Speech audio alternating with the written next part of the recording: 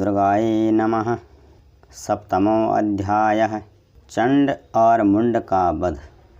ध्यानम्।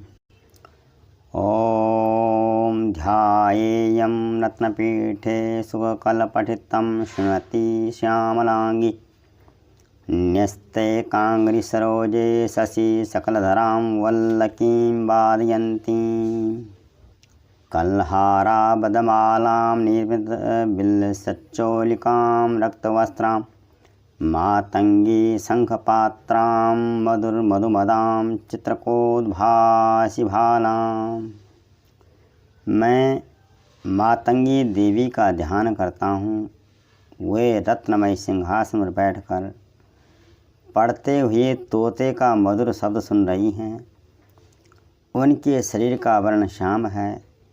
वे अपना एक पैर कमल पर रखे हुए हैं और मस्तक पर अर्धचंद्र धारण करती हैं तथा कल्हार पुष्पों की माला धारण किए वीणा बजाती हैं। उनके अंग में कसी हुई चोली शोभा पा रही है। वे लाल रंग की साड़ी पहने हाथ में शंखमय पात्र लिए हुए हैं। उनके बदन पर मधु का हल्का हल्का प्रभाव जान पड़ता है और ललाट में बिंदी शोभा दे रही है। ओम ऋषिर्वाच। ऋषि कहते हैं, तदनंतर शुंभ की आज्ञा पाकर वे चंड मुंड आदि दैत्य चतुरंगिणी सेना के साथ अस्त्र शस्त्रों से सुसज्जित हो चल दिए। फिर गिरिराज हिमालय के सुवर्णमय ऊंचे शिखर पर पहुंचकर उन्होंने सिंह पर बैठी देवी को देखा।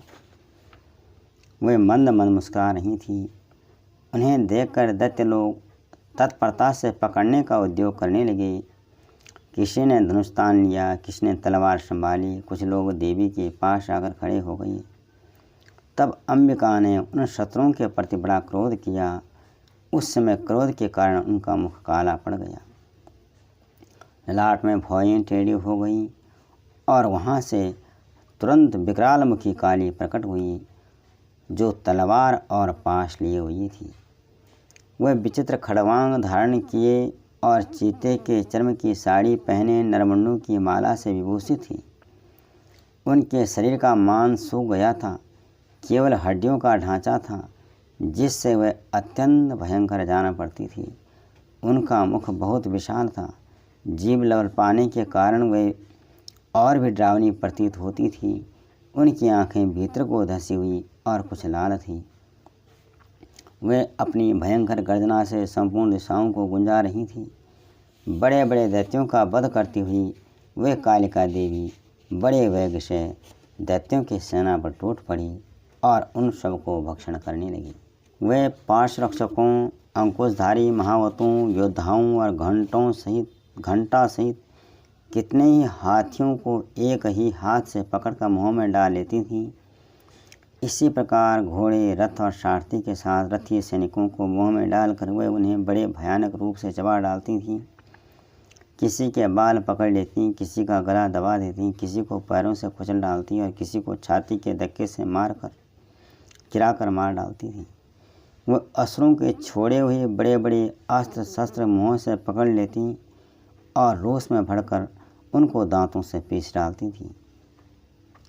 महाकाली ने बलवान एवं दुरात्मा दैत्यों की वह सारी सेना रौंद डाली, खा डाली और कितनों को मार भगाया। कोई तलवार की घाट तारे गए, कोई खड़वांग से पीटे गए और कितने ही असुर दांतों के अग्रभाग से खुजले जाकर मृत्यु को प्राप्त हुए। इस प्रकार देवी ने असुरों की उस सारी सेना को क्षण भर में मार गिराया। यह देख चंड उन अत्यंत भयानक काली देवी की ओर दौड़ा तथा महादैत्य मुंड ने भी अत्यंत भयंकर बाणों की वर्षा से तथा हजारों बार चलाए हुए चक्रों से उन भयानक नेत्रों वाली देवी को आच्छादित कर दिया। वह अनेकों चक्र देवी के मुख में समाते हुए ऐसे जान पड़े मानो सूर्य के बहुतेरे मंडल बादलों के उदर में प्रवेश कर रहे हों। तब भयंकर गर्जना करने वाली काली ने अत्यंत रोष में भरकर विकट अट्टहास किया।